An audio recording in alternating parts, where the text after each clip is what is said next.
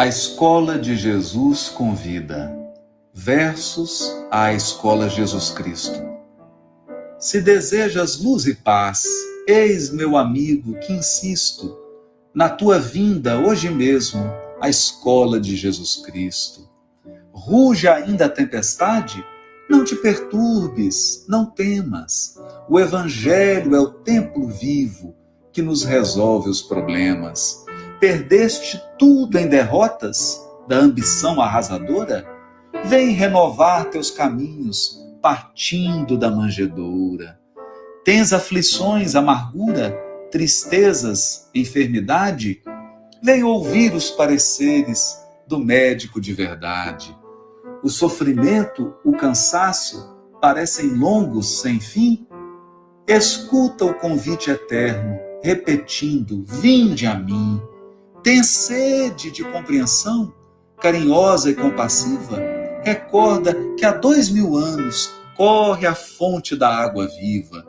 Queres a vida risonha, num mar de alegria e flores? Procura a simplicidade dos filhos dos pescadores. Sentes dúvidas, anseios, quanto à luz dos fins supremos? Volve ao Messias, embora no impulso de Nicodemos. Caíste? Esquece a mentira com que ainda te aconselhas. Coloca os pés noutro rumo, busca a porta das ovelhas. Se te envolve a sombra extensa da lágrima tormentosa, lembra os bens que floresceram sobre a via dolorosa. Se padeces a tortura do espírito solitário, console-te a glória eterna que resplendeu no Calvário. A luta tem sido um fardo para tua alma oprimida? Atende a Cristo e acharás caminho, verdade e vida. Vem à escola do Evangelho, da caridade e da luz. O livro é teu coração, o mestre amado é Jesus. Apenas recomendamos que antes de entrar, meu irmão, deixes lá fora as sandálias com que adoraste a ilusão.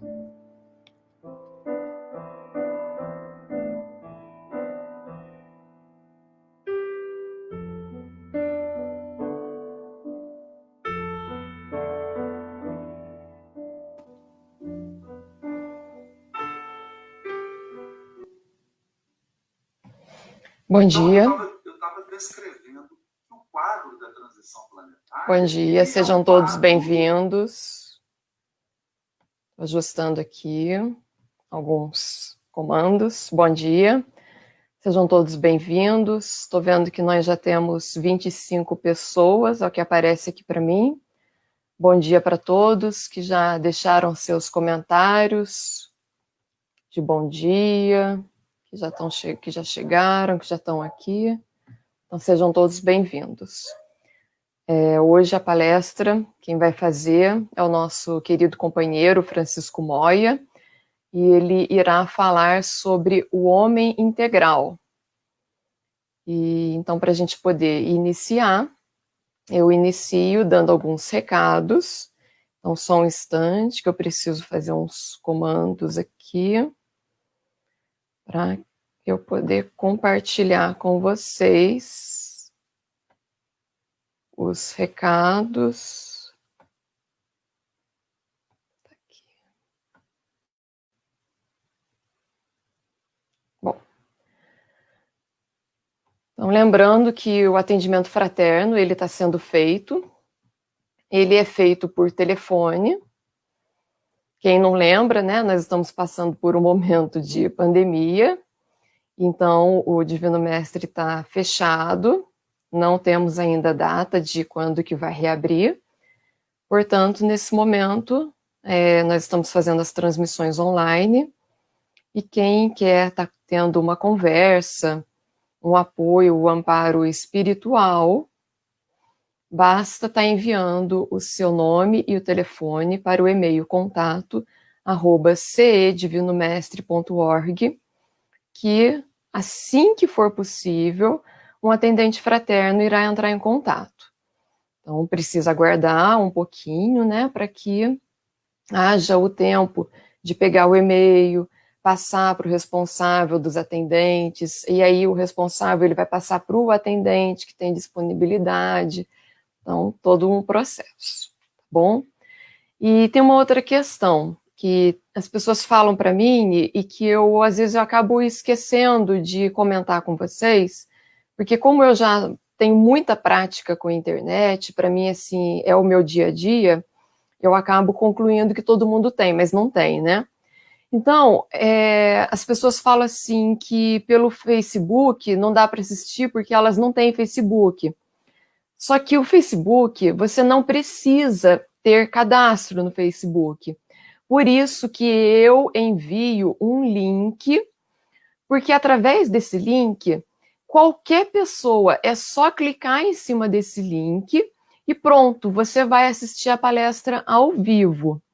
Então, quem não tiver em nenhum dos grupos do Divino Mestre, eu vou ver se eu consigo pôr nos comentários o link para você poder entrar no grupo, que a gente faz o disparo de tudo que vai acontecer, inclusive desse link.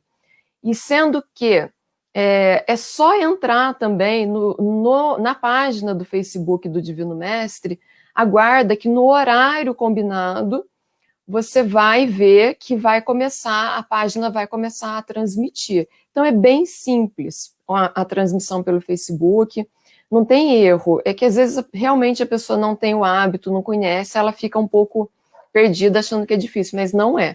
Então, fiquem ligados no link que a gente envia. Quem puder tá enviando para os amigos também o link, porque daí é mais fácil de entrar, tá bom? E quando a palestra termina, dentro de uns 2 dias, nós postamos, eu ou então o Gentil, a gente baixa esse vídeo que foi feito no Facebook, a gente baixa ele e aí nós postamos no YouTube.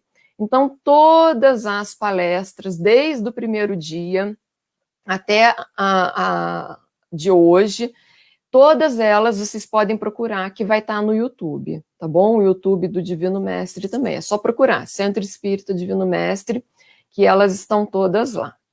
Então, esse era um recado que eu sempre esqueço de dar e que faz falta, né? Então, atendimento fraterno, quem quiser, é só mandar o e-mail. Lembrando, mais um recado, que é a campanha de Acolha uma Família, para que juntos, né, nós possamos estar auxiliando essas pessoas que necessitam da nossa ajuda. Não é a melhor ajuda que a gente tem para poder dar, mas é o que a gente tem para o momento, né? Então, é preferível fazer desse jeito do que não fazer nada. Então, quem puder estar auxiliando, doando leite, fralda, itens de higiene pessoal ou qualquer gênero alimentício, para que possa estar auxiliando. A última vez que me falaram eram 102 famílias. Leva a sua doação até a Obra Social Célio Lemos, ou então entre em contato com esse telefone que está aí na tela, que é o telefone da Iris. Ela é a coordenadora do Bem Me Quer. O WhatsApp dela é esse daí, 98163-0807. E aí, então, vocês combinam com ela, vê como que pode fazer para que você possa estar fazendo a sua doação. Bom, os recados eram esses, então vamos agora, por um instante, fechando os nossos olhos, agradecendo a Deus por mais um dia em que nós estamos juntos, pelo amparo que nós recebemos, e vamos pedindo a Deus que nos auxilie nessa próxima hora, auxilie o nosso companheiro, que todos nós estejamos com a nossa mente, com os nossos corações, com o nosso ser como um todo, aberto para ouvir essa mensagem, para que possamos introjetá-la no mais profundo do nosso ser, para que assim, então, estejamos aptos a colocá-la em prática. Que a paz e que o amor de Deus esteja conosco e permaneça entre nós. Que assim seja. Bom, meus amigos, então o Francisco ele já está aqui. E até bom dia, Francisco. Bom dia. Bem-vindo. Muitos podem ficar pensando assim, né? Nossa, mas por que fala tanto no começo? Vou falar para vocês também. Porque às vezes as críticas chegam, né, o pessoal reclamando, e eu vou explicar. É uma técnica também que se usa no mundo online, porque infelizmente as pessoas não são pontuais. E então é um jeito que a gente tem para poder ir aguardando as pessoas ir chegando e fazendo aquilo que a gente chama, fazendo um esquenta. Então a gente vai dando esse quebra-gelo, vai conversando, para as pessoas poderem ir chegando, para vocês poderem ir percebendo que é para fazer comentário. Tanto é que o Francisco ele já falou que quem quiser pode estar fazendo pergunta, e daí no final, as perguntas que forem relevantes ao tema, ele então vai responder, tá bom? Perfeito. O Beto, ele está perguntando aqui, não está mais sendo transmitido pelo YouTube? Não. Desde o dia 2 de junho, eu parei com as transmissões pelo YouTube e a gente está focando novamente só pelo Facebook. E então, depois, eu ou então o Gentil, na maioria das vezes é o Gentil que está fazendo isso, ele pega a palestra, baixa e posta no YouTube, tá bom? Então, Francisco, muito obrigado. Eu que agradeço. Por aceitar o convite, por estar aqui conosco nessa manhã. Então, até daqui a pouco. Sim. Se você puder botar o slidezinho do livro. Vou colocar. Estou voltando aqui. Bom, a Carol está botando o slide do livro, só para a gente focar. Primeiro eu agradeço a Deus e ao nosso Mestre Jesus a oportunidade de estar podendo aqui falar para um público que de uma certa forma procura informações e respostas dessa nossa vida, né? Isso aqui é um site, nós estamos dentro de um site, dentro de um que é patrocinado e direcionado, né, para o público espírita, mas tenho de coração a qualquer um que esteja aqui, apenas pelo interesse, pelo conhecimento da informação. Esse livro que está colocado aí à frente, O Homem Integral, né, escrito através da mediunidade de Divaldo Franco e passado pelo grande espírito que consideramos a Joana de Ângeles, que é uma mentora do Divaldo Franco, e que de uma determinada forma tem um foco muito psicológico e muito interessante que nós vamos passar hoje. Então, agradeço a todos os mentores da casa e de todo mundo que nos acompanha nesse momento, para que possamos ter uma boa palavra. Eu vou tirar aqui, porque nesse momento não vou escutar nada, vai ficar só pesando na orelha aqui. Bom, esse livro, agora você pode tirar, Carol, se quiser, tá bom? Então vamos lá. O livro O Homem Integral, ele é um livro bastante denso, ele é um livro que fala muito da essência psicológica do ser humano, né? Então, dentro dessa visão, passando de uma forma bem objetiva, porque o livro daria, sem dúvida, 1 ano de curso. Ele, capítulo a capítulo dele, ele poderia colocarmos tópicos, explicações, assuntos, que poderíamos entrar em debates homéricos. Nós temos capítulos como ansiedade, medo, solidão, liberdade. Nós temos capítulos que eu coloquei aqui no livro, como fobias sociais, ódio e suicídio, mitos. Nós temos, muitos capítulos que falam sobre as doenças, infelizmente, humanas, pelo lado psicológico, gerado através de itens que eu vou tentar colocar aqui.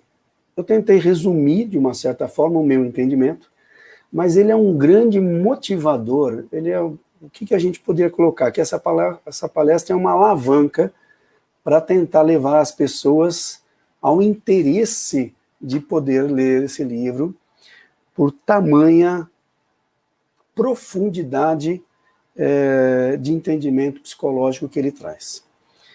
Então, primeira coisa, a Joana de Ângeles, ela trata exatamente o ser humano por três bases, né? Tem um pouco mais, eu poderia estender ou resumir nessas três, mas 3 bases. Uma imaturidade psicológica, num problema de criação e educação e numa questão de pressões sociais casadas efetivamente pelo mundo que vivemos, né?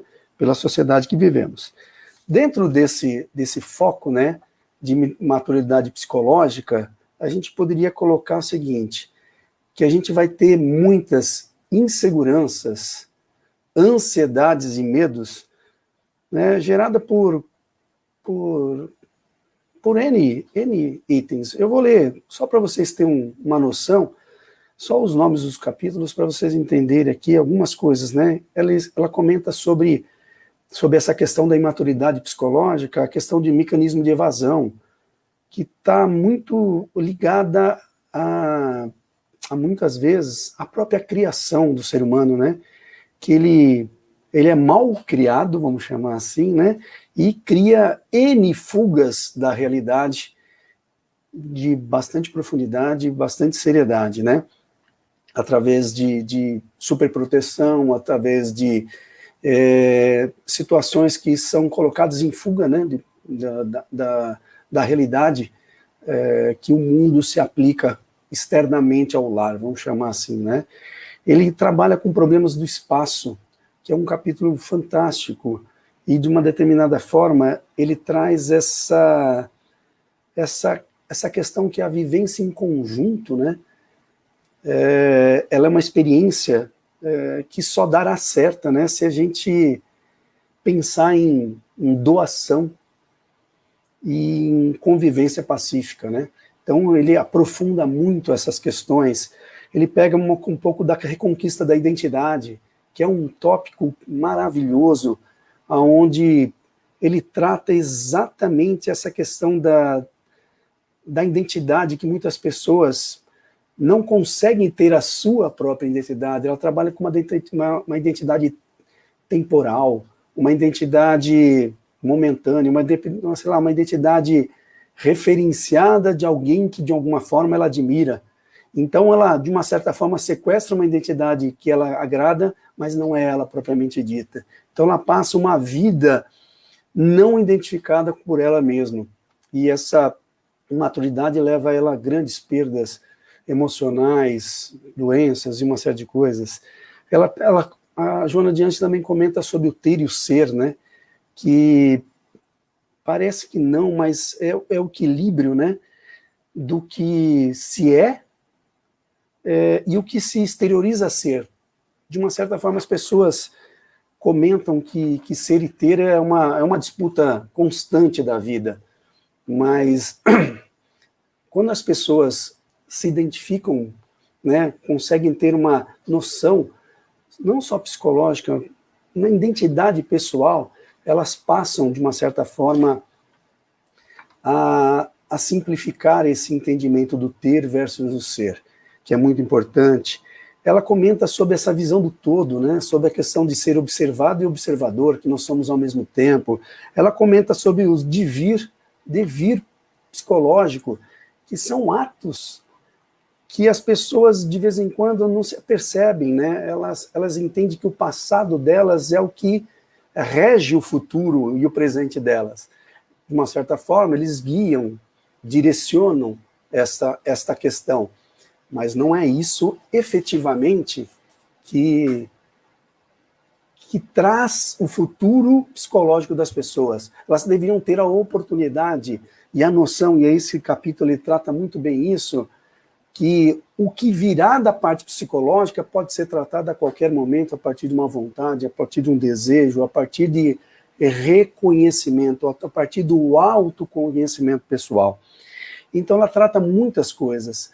Quando ela trabalha na parte de pressões sociais, ela trabalha com alguns conceitos aqui muito interessantes, que ela trabalha aqui com autodescobrimento, ela trabalha com consciência ética na sociedade, nessa questão da ética dentro de um entendimento muito mais focado até na vida nossa social e na nossa vida pessoal também, que vivemos, na nossa noção de religião, de religiosidade.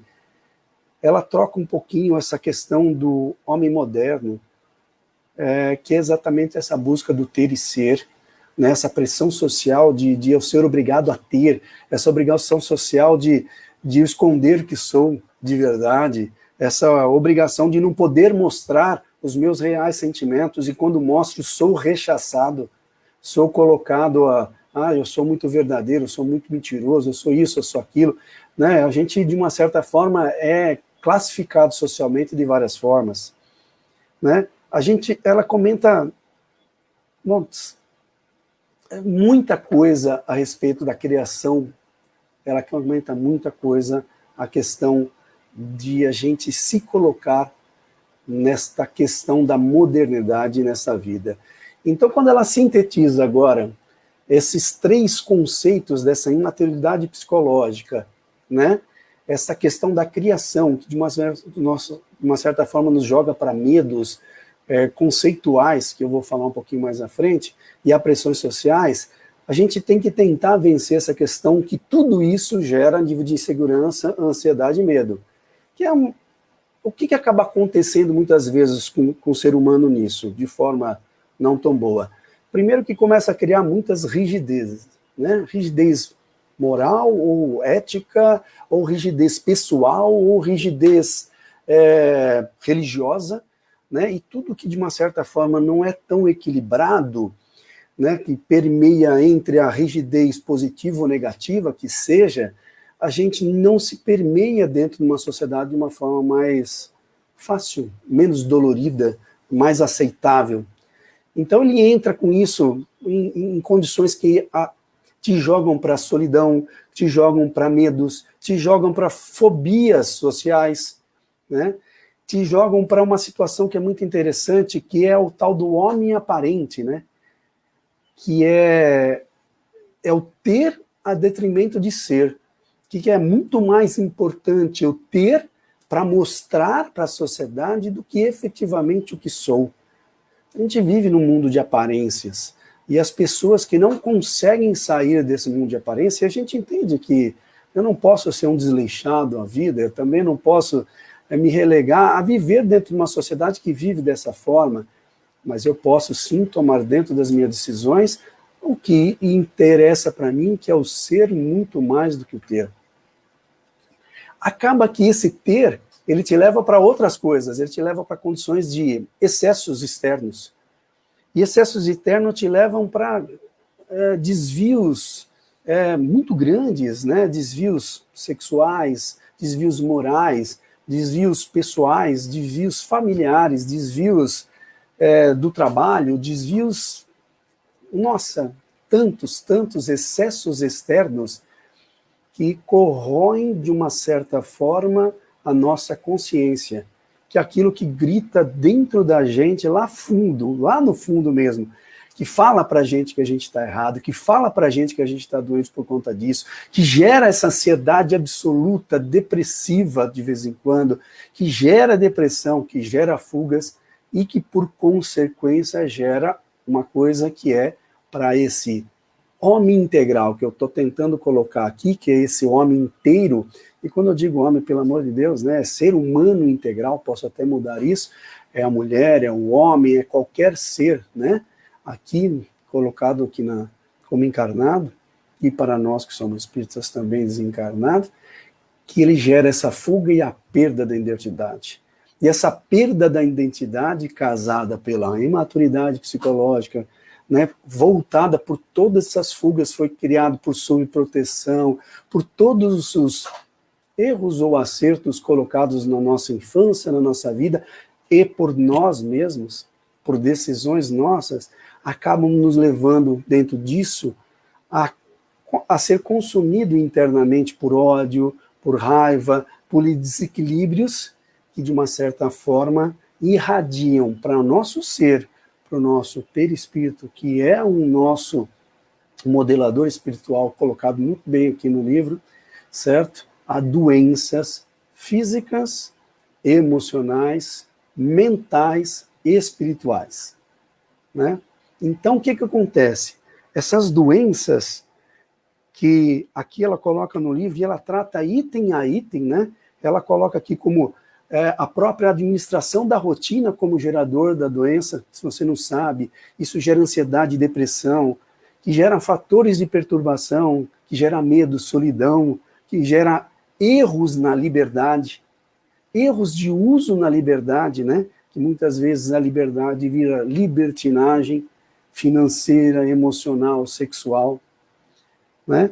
Que geram de uma certa forma essas doenças, essa questão de você não conseguir ser você mesmo, que geram fobias sociais e toques absurdos, de todas as formas ela trata isso, e essa trata coisas muito mais sérias, levando você a problemas mentais, né, que de uma certa forma podem casar isso por espiritual ou física, que podem levar sim à loucura, a suicídio e até a perda da vida. Então este caminho que começa na nossa imaturidade psicológica, ela trata maravilhosamente bem, temas a temas, observações a observações, e eu agora tenho alguns pequenos resumos que eu fui tirando da palestra dela, que eu tento falar aqui para que a gente tente colocar, né? E de uma certa forma a gente tem que tentar entender que os estados mentais que são conflitantes, não?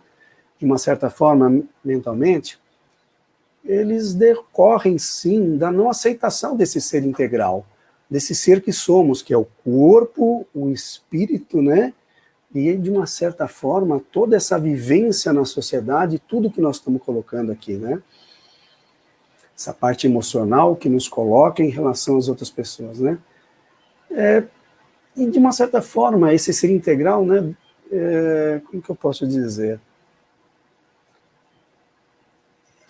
O ser que a gente gera, né, pelas ações causadas por nós mesmos, e muitas vezes as ações não tão boas, de revolta, de insatisfação, de negação, de negação do próprio auto-amor, de se amar, né,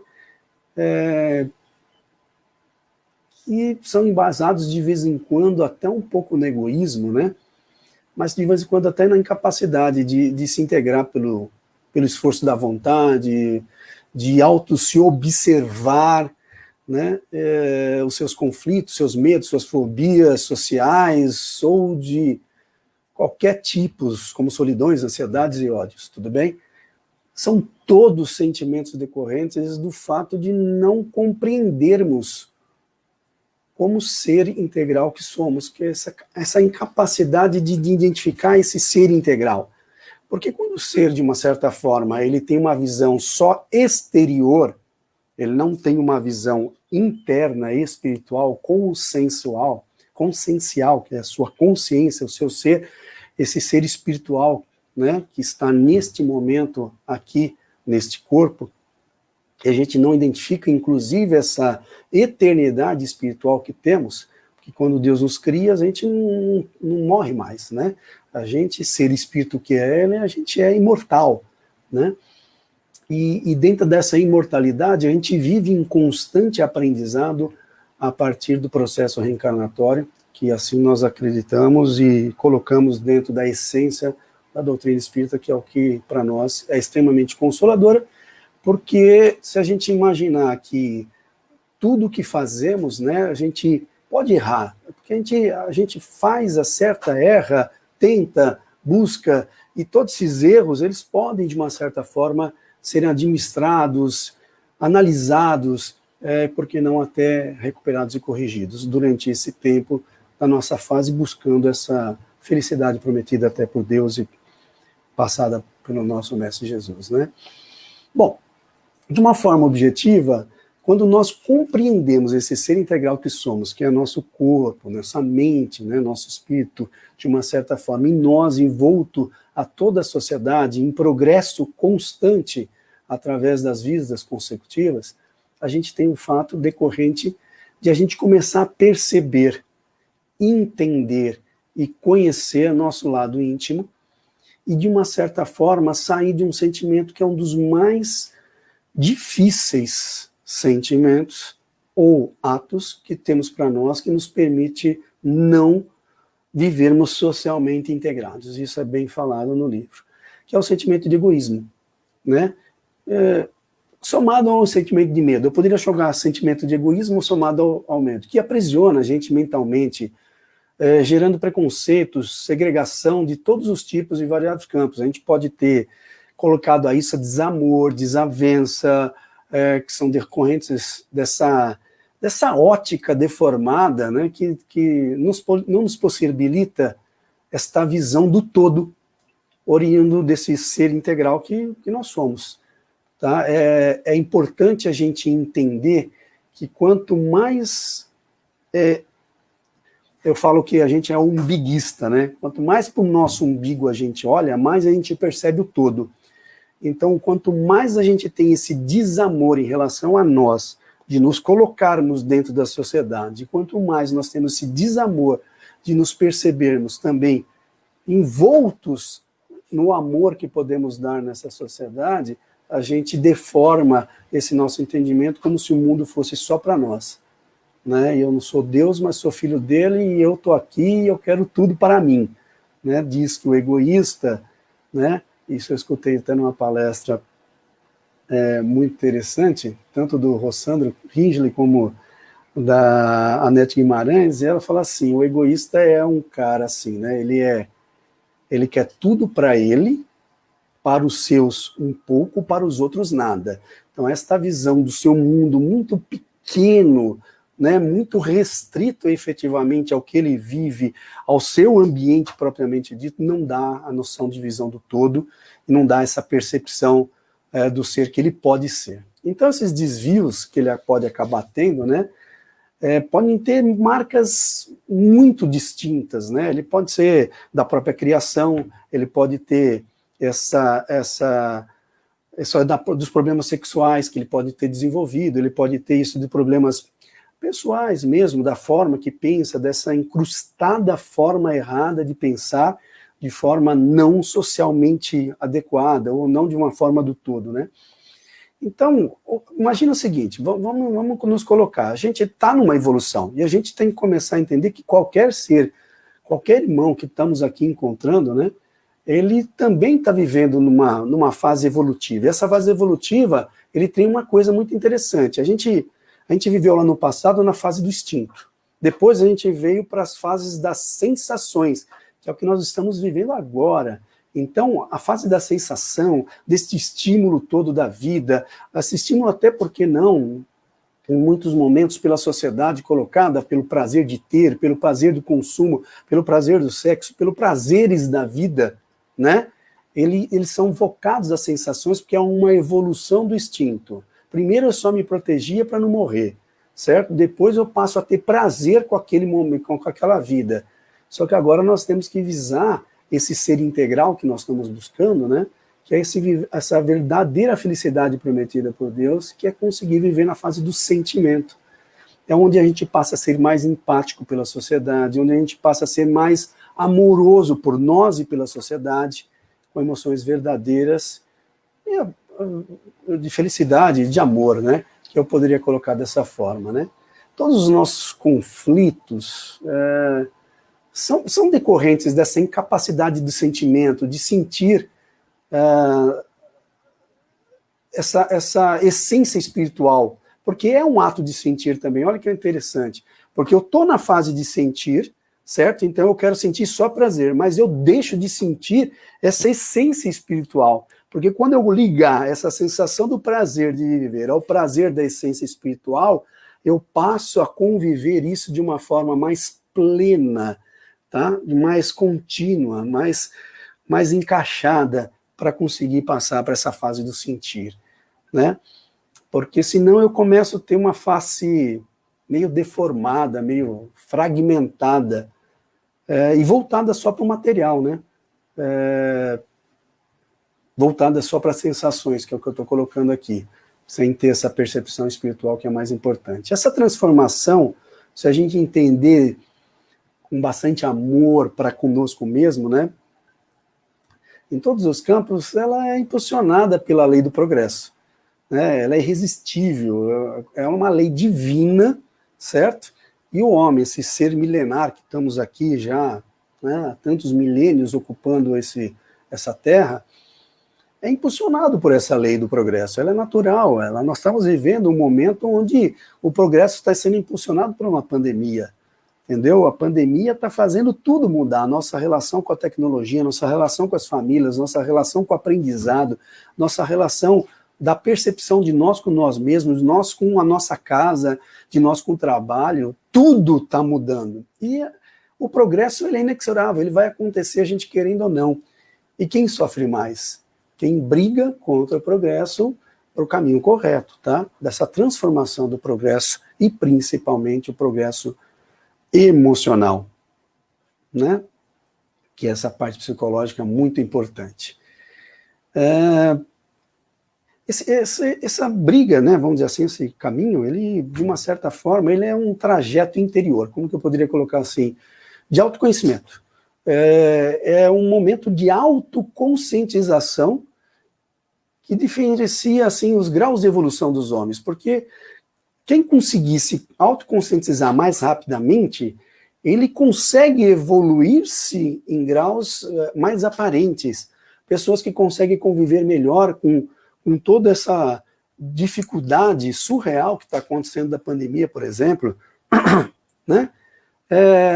Tem pessoas que administram melhor, que têm mais resiliência, que têm mais autocontrole, e essa capacidade, né, é despertada na gente, é colocada, e o que eu queria trazer nesse dia de hoje é exatamente esse movimento de despertar dentro da gente, através do que foi colocado aqui pela Joana de Ângeles nesse livro fantástico, que é essa autoanálise, essa busca de se entender, né, e para ser um ser integral, porque esse momento é um momento né, é um momento onde as pessoas estão voltando para o seu individual. A gente pode sim ficar assistindo nossas televisões, fazendo tudo, mas a gente pode gastar um tempo muito precioso da nossa vida, que passa muito rápido, para tentar fazer essa autoanálise, essa busca interior, de uma certa forma. E esse autoconhecimento, ele busca algumas coisas. Primeira coisa, ele busca um resgate dessa identidade, né?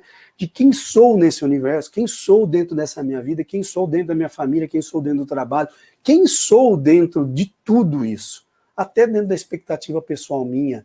O que estou fazendo aqui, né? Aquelas perguntas que vim fazer, né? Quem sou, de onde vim, porque esse questionamento meditativo que traz para dentro da gente essa observação que somos criaturas de Deus, que temos alguma função, e essa função é nos autoevoluir, progredindo nesta vida espiritual que temos, certo? A partir das reencarnações que vivemos, percebendo esse espírito que somos e evoluímos em função do quê? Da felicidade prometida por Deus. A gente pode usar argumentos como a própria fé, porque a fé, de uma certa forma, que muitas vezes as pessoas não têm mais e perderam essa fé na humanidade, essa fé nas pessoas, essa fé em qualquer coisa que te pareça estranho, até nos políticos, entendeu? Essa fé, qualquer que seja, as pessoas perderam. E um caminho para você resgatar, de uma certa forma, né, é essa identidade do ser, do entender, de uma certa forma. Diz um colega meu que quando a gente aponta o dedo assim, né, a gente aponta o dedo para uma pessoa, né, a gente aponta o dedo para uma pessoa, 3 estão apontados para nós, quer dizer que nós temos muito mais problema para resolver, e um está apontado para Deus. Que é, se eu não me ligar a Deus, eu não consigo entender esse conjunto inteiro. É uma metáfora interessante, mas eu digo que a fé é essa observação de perceber algo que não é escrito, que não está dito e não é visto, mas que nós temos dentro de nós, que no final, independente do caminho que a gente vai trilhar, a gente vai dar certo. E essa felicidade vai acontecer. E a gente tem que entender muito mais além, por que a doutrina espírita ela é confortadora nesse sentido, porque ela traz para nós uma fé que não é no momento, não é numa vida ou num pedaço, é numa existência espiritual, ou na existência espiritual.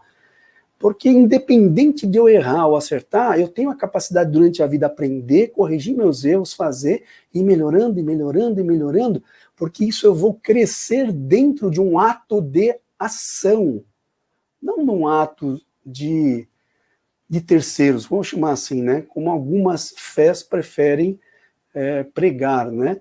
que isso é advindo de alguém ou de alguma coisa que vai fazer por nós.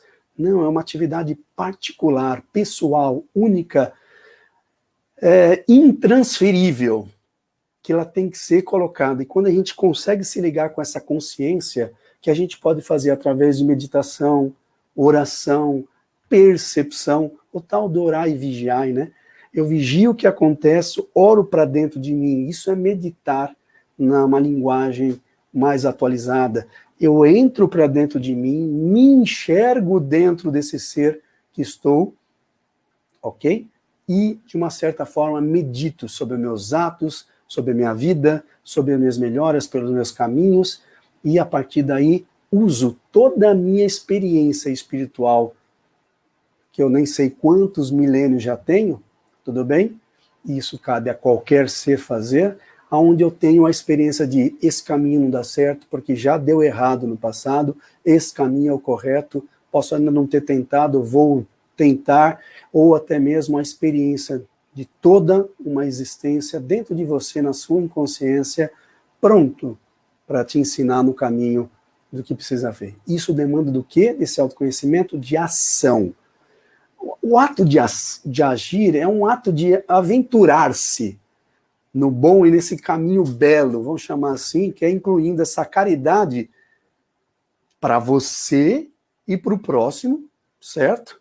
Em sentimento de completa autodoação, porque quando você se doa para você, você se descobre, você para, você se analisa, e quando você para o outro, você também se doa, você se entrega, você percebe. E não tem ato mais belo do que a própria doação ou autodoação para você mesmo. Esse ato, então, do caminho, dessa busca interna, desse ser interno, ela está focado em pensar, sentir e agir. Então eu penso, tudo bem? Eu estou botando a mão na minha cabeça para gravar isso. Eu sinto, tudo bem? E eu ajo. Então eu busco esta informação que está à disposição no mundo, como esta palestra, quem está assistindo, tomara que esteja de alguma forma colocando para vocês algo que seja importante na vida de vocês nesse momento, mas esta informação, ela se torna pensada e ela é assimilada a partir do momento do sentimento disso é importante para mim, e eu só consigo transformar isso em ação, do agir, a partir do momento que eu internalizei, porque a ação é doar para você e para os outros. E essa ação só acontece a partir de algo que eu já tenho. Eu, Francisco, não conseguiria fazer essa palestra se eu não lesse o livro, se eu não parasse para estudar, e se eu não pegasse essa informação, pensasse, se eu não tivesse um sentimento que eu estou transformando um pedacinho deste livro, porque é impossível passar todo esse livro nessa palestra, mas um pedacinho do que eu senti. E qual é a ação? Estou aqui numa live no Facebook, junto ao Divino Mestre que me permitiu essa benécia, passando essa ação para vocês. A gente, de uma certa forma, tem que entender que essa ação, ela, nessa vida espiritual, ela é kármica, né? E essas leis kármicas, de uma certa forma, elas resultam de ações meritórias, que, de uma certa forma, compromete a cada indivíduo por tudo que eu faço dentro de uma justiça, de uma certa forma, divina. Vamos colocar assim. E eu traduzo isso numa palavra muito simples. Eu faço assim para você. Você planta, né? Você colhe o que planta. Tudo bem? Você colhe o que planta. Isso é uma lei de ação e reação, uma lei kármica, é uma lei da felicidade. Porque se você plantar coisas boas, você colhe coisas boas. Se você plantar coisas ruins, você colhe coisas ruins. E toda a base do ser psicológico que somos está casados no que eu plantei. No que minha família plantou, do que eu plantei nas minhas antigas existências, que trago comigo no meu inconsciente, que são, de uma certa forma, avisos de coisas que eu tenho que resolver ainda, né? Que são coisas que estão inatas dentro de mim, que saem dentro de mim, que eu não sei nem de onde, né? E esse dever, né, dessa preocupação, a gente tem que tomar um pouquinho de cuidado, tá? Só lembrando uma coisa aqui, que a gente não deve confundir o homem integral com o homem perfeito. Tá? A perfeição, para o Espiritismo, é um processo, é uma ideia de evolução. Eu não tenho uma oportunidade única, é impossível numa vida corporal única eu buscar a perfeição. Não existe, a gente teria que nascer quase que perfeito como Jesus nasceu, certo? Para ele conseguir ter uma vida tão perfeita. E a gente tem poucos avatares que, de uma certa forma, fazem isso na vida. Então, o homem integral, para mim, o que ele é nesse contexto? Né? Ele envolve algumas... Eu vou tentar resumir em 3 faculdades essenciais. Assim. Primeiro, a faculdade de pensar, esse ato de raciocinar sobre tudo, que é pegar a informação, transformar ele em conhecimento, porque a informação solta é apenas informação, transformar em conhecimento, né? Somado a uma faculdade de querer, que é da vontade do ser humano, porque eu tenho que ter vontade de buscar conhecimento, de buscar entender, de buscar melhorar, de buscar mudar, tá bom? Somado a uma faculdade de sentir. A gente tem que sair dos momentos só da visão do prazer para o sentimento que é o amor efetivo. Esse homem integral, ele tem alguns recursos. Se a gente buscar os recursos, ele pode considerar todos os indivíduos como dignos de ser amados, ele pode... E parece uma coisa boba, né? Mas se a gente perceber que todo mundo tem direito ao amor, vai ficar mais fácil. Identificar e estimular traços de bondade nas pessoas alheias, independente do que elas sejam. Se aparentemente elas fazem algo errado, certo ou bom, você tem que estimular os traços de bondade nas pessoas. Aplicar compaixão quando agredido, mesmo que você é agredido, você compartilha a compaixão. Outra coisa que você pode fazer, o amor deve ser, sei lá, tem que transformar esse amor numa condição constante na vida do homem. Né? Ele tem que ocupar, o amor tem que ocupar um lugar no seu ser, no seu interno, que revele uma ordem, uma beleza, uma sociabilidade, como que eu posso dizer? Uma harmonia, uma renovação, um progresso, uma vida convocada à reflexão. Que tudo que você olhar sem julgamento, você já vai ter compaixão automático, e você vai ser o tal do BIP que Jesus sempre comentou, que é ter benevolência, certo? Indulgência e perdão aos seres humanos. E dentro desta condição a gente coloca o amor como principal ato, né? Tem um comentário no livro que ela fala assim, o amor é o rio onde se afogam os sofrimentos. E é interessante, porque esse amor não tem como o ódio perdurar, porque a correnteza desse rio do amor, ele evita, de uma certa forma, qualquer propensão a crescer um ódio, uma doença ou qualquer coisa. Tá? O amor, sem ele a vida perderia o sentido e o significado. Ele é a pura expressão, ao lado da sabedoria, que eu poderia dizer, a mais revelante conquista humana. Então o saber e o amar, ele está condicionado à própria evolução humana. Bom, para a gente encerrar aqui, vou gastar esses 2 últimos minutos, depois vou abrir algumas perguntas. Eu não queria deixar de falar, esse é o livro, de uma certa forma, e Joana de Ângeles sempre referencia o modelo, porque para a gente amar alguma pessoa, a gente tem que ter um modelo. Eu acho que pode ser, a gente não deixa de perder a nossa personalidade se a gente usa modelos. A gente não precisa ser igual ao modelo, mas a gente precisa usar modelos.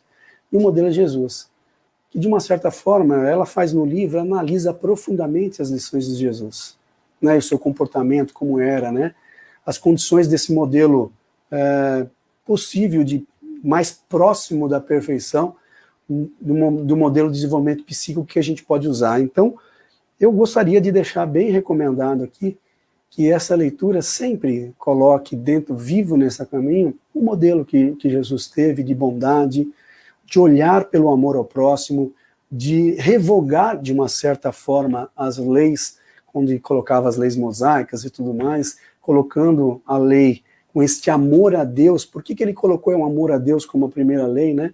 Amar a Deus acima de todas as coisas, não é porque eu tenho que ser de uma certa forma, submisso a Deus. Não, é porque quando eu amo a Deus, eu me religo, é o tal do religare, que é a essência inicial da religião, certo? Que é me religar a Deus, eu me religo ao ser espiritual que sou, porque eu sou Deus, como colocado com Jesus. Então eu sou um pequeno cosmos, e eu, me interligando com Deus, me aproximo muito mais da minha essência real. Então, eu enfatizo esse caminho que Joana de Anjos coloca, né? Colocando esses grandes atributos dele, né? E só fechando aqui com uma questão, né? No Livro dos Espíritos ele coloca assim, na questão 625, né? O Espiritismo não se atendo às discussões históricas, né? Em torno da vida de Jesus, mas considera ele a essência da ética moral proposta, né? Por Jesus, colocando como ele, né? Jesus, o exemplo perfeito que Deus nos ofereceu como modelo e guia. Então ele nos ofereceu para pagar nossos pecados. Eu diria assim, desculpa, numa visão espírita, diferenciando de algumas religiões, ele veio para mostrar, sim, como que nós devemos fazer para trilhar o nosso caminho com amor, uma visão de ser muito mais do que ter, entendeu? E com essa visão de amor ao próximo, que ele veio, pregou, e que nós temos que seguir dentro do coração, que nós vamos conseguir fazer com amor. E com certeza a gente conseguirá ser um ser mais integral, buscando dentro dessa forma. Bom, é isso que eu tinha que falar para vocês hoje. Abro aqui a perguntas e me coloco à disposição aqui para esses 10 minutos finais, tá bom? Obrigado a Deus por toda a oportunidade nesse momento.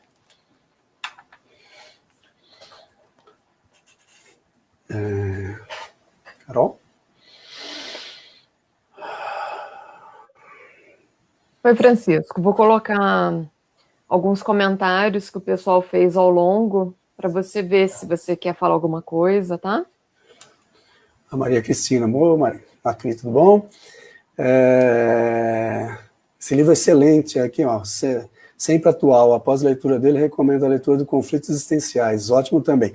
Os dois, a série da Joana de Ângeles é uma série psicológica de grande profundidade, né, para o lado emocional, para o lado criativo do ser humano, para ele tentar se desenvolver. Ela toca mesmo em série. De vez em quando os capítulos são um belo tapa na cara, né? A gente tem que saber aceitá-los também com amor, com carinho, porque ela vai muito a fundo de forma sintética. Cada capítulo é 1,5 páginas, você consegue ler muito rapidamente, te dá... Se você pegar um livro como esse, que tem acho que 30 partezinhas, eles são tipo capítulos como se fossem esquetezinhas, que falam de coisas diferenciadas, e é muito legal. Muito bom. Vamos lá. É isso. O que mais? O Zé. Zé está com a gente no ESE lá, muito bom. Para o egoísmo, cada um por si e Deus por mim também. A gente tem que fugir do egoísmo. O egoísmo é o grande, vamos dizer assim, vício a ser combatido da humanidade, né? E ela fala bastante sobre isso, que o egoísmo leva a gente à falta de entendimento mesmo, muito grande. Vamos tomar bastante cuidado com isso. O que mais temos aí? Deixa eu ver, Aparecida. Fala, dona Cida, tudo bom? Estudar para compreender, compreender para amar, o amor é o tempo. Essa noção eu sempre tento colocar nas minhas palestras, essa questão do estudar, né? Eu faço o simbolismo da mão aqui, de entender, porque tudo que está de entendimento está fora do nosso ser ainda. É como se fosse uma grande nuvem da internet, vai. Tem informação para dar e sobrar aqui fora. Mas quando eu assimilo uma informação e passo a conhecer, eu passo a internalizar. E o verdadeiro patrimônio do Espírito é o conhecimento, é o amor que ele deixa, é o amor que ele adquire, é o amor de fato que ele leva. Porque é isso que é o patrimônio, porque de resto, qualquer coisa que seja coligado ao ter, que a gente coloca aqui na vida, Carol, é bastante sugêneres à perda, né? E ainda pessoas sofrem, adoecem pela posse, pela condição do ter. Eu não estou nem fazendo apologia aqui, deixando bem claro, tá? Que ninguém deve ter nada, pelo amor de Deus. Eu acho que a gente tem que ser previdente e providente com o nosso futuro, com nossa vida. A gente tem que ter o necessário, mas sofrer, viver só pelo ter, a detrimento do ser, que é o grande problema. Então, isso, e essa visão do ser integral, ela traz isso, né? Você pode ter, mas você tem que ser junto. Você não consegue só ter, né? Você só consegue ter bem tido se você tiver o seu ser bem desenvolvido também. Aí você consegue conviver com os dois. Isso é muito importante. Bom, é isso. Tem uma questão que eu estou vendo o pessoal colocar aqui, e até tem um outro comentário aqui, ó. Empatia com todos, focando na parte boa dos nossos irmãos. E eu percebo que uma das grandes dificuldades que as pessoas têm hoje de compreender o outro, ou até a si mesmo, é que nós idealizamos que tem um jeito certo de ser, e a gente quer que todo mundo seja desse jeito que eu idealizei que tem que ser. E a partir do momento que as pessoas começarem a ter a compreensão que cada um tem um conjunto de valores. Então, o que é o meu valor? Eu vou, então, dar importância para isso. Então, se o meu valor é a família, é a segurança financeira, eu vou acreditar que, acima de tudo e de qualquer coisa, eu tenho que deixar a minha família com segurança, independente de que isso vai custar. E às vezes a gente olha para essa pessoa e acha que ela é egoísta. E não, ela está vivendo de acordo com o valor que ela possui. Então, a partir do momento que a gente vai entendendo que muitos dos nossos conflitos, eles estão justamente nesse entrave de que cada um de nós tem um valor, e a partir do momento que eu consigo ter empatia e me colocar no lugar do outro, eu vou deixar de ficar em conflito e querer mudar ele para que ele pense como eu quero que ele pense. Porque a gente acha que empatia é eu sentir o que o outro está sentindo. Só que, gente, quer saber uma novidade? Não tem como eu saber o que o Francisco sente. Quer uma novidade? Não tem como o Francisco saber o que eu sinto. Porque nós somos o quê? Seres individuais e nós temos a nossa integralidade. Então, cada um desses níveis do ser que a gente é um ser complexo. Então, por mais que eu tente me colocar no lugar do outro, dificilmente eu vou conseguir, né? Mas é um exercício da gente conseguir fazer isso.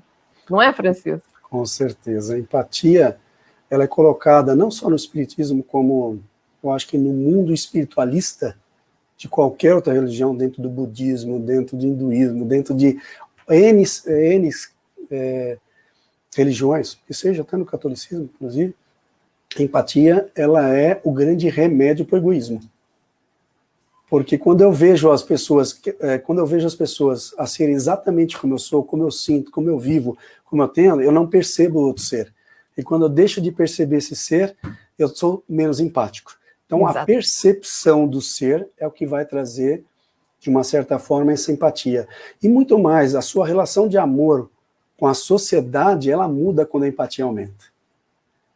Tá? Não é porque eu vou sofrer só pelas pessoas, e também não é uma condição... Não é sofrer, só, né? Exatamente, é perceber a necessidade. Exatamente. Você se move pela empatia. Quando você está tão empático com alguma coisa, você se move a fazer algo diferente. Você sai do seu ambiente estável, tranquilo, e você se move. Você se incomoda com um parente que está triste, você vai lá consolá-lo, você liga para ele para conversar.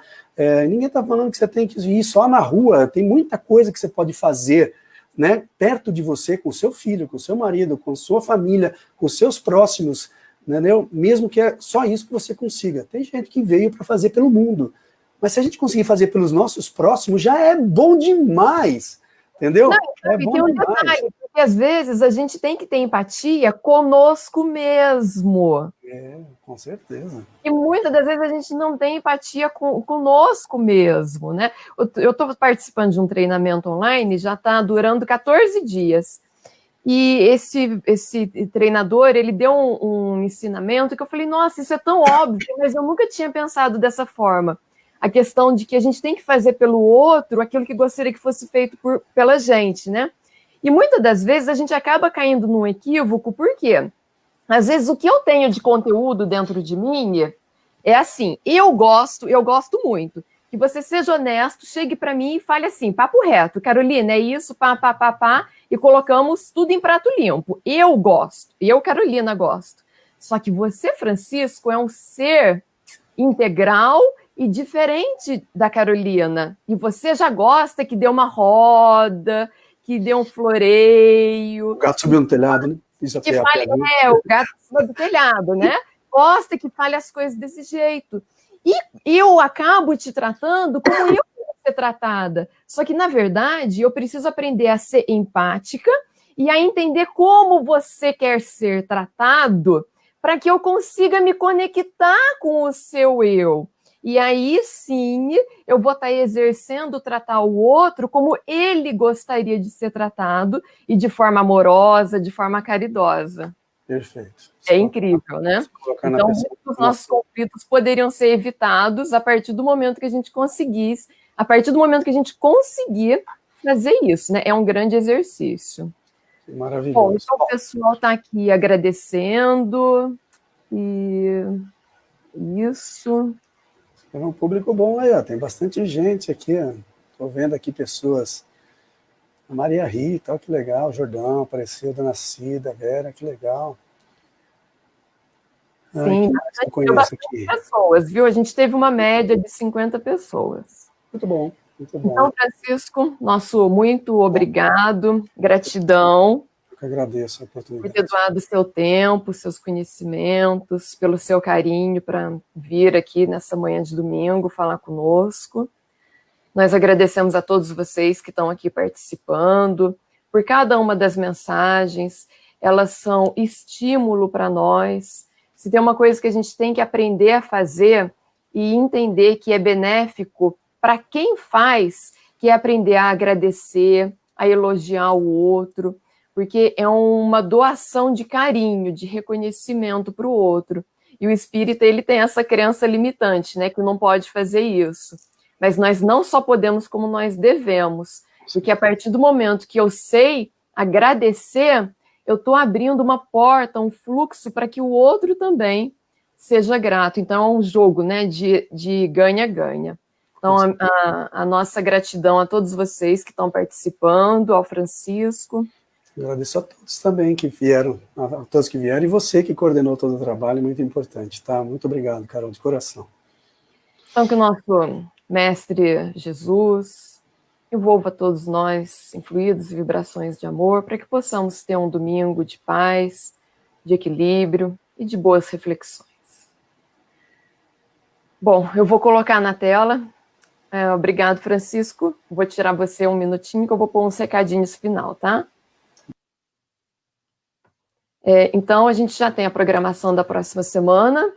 Na terça-feira, nós iniciamos mais uma semana das transmissões das palestras online.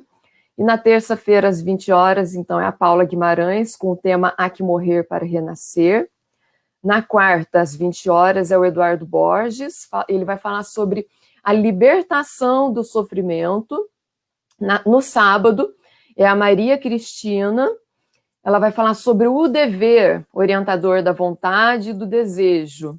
E no domingo, nós vamos ter uma mesa redonda, que vou fazer a intermediação, então eu que vou, né, comandar. E as nossas convidadas, né, vão ser a Angelita, vai estar estreando, a Lívia, todo mundo conhece, ela nasceu no Divino Mestre, a Márcia, ela faz temas, geralmente ela faz na terça-feira à tarde para mim. Então a gente vai fazer uma mesa redonda, vão ser mães, todas nós 4 somos mães, então vai ser bem legal. E quem quiser estar deixando perguntas sobre esse tema que a gente vai abordar no próximo domingo, pode estar mandando, enviando para nós. A Simara vai fazer um post para que vocês possam estar colocando. E é isso. Então, muito obrigada a todos e tenham todos um ótimo domingo. E até terça-feira, que eu vou estar com vocês iniciando mais uma semana de transmissões. Um bom domingo.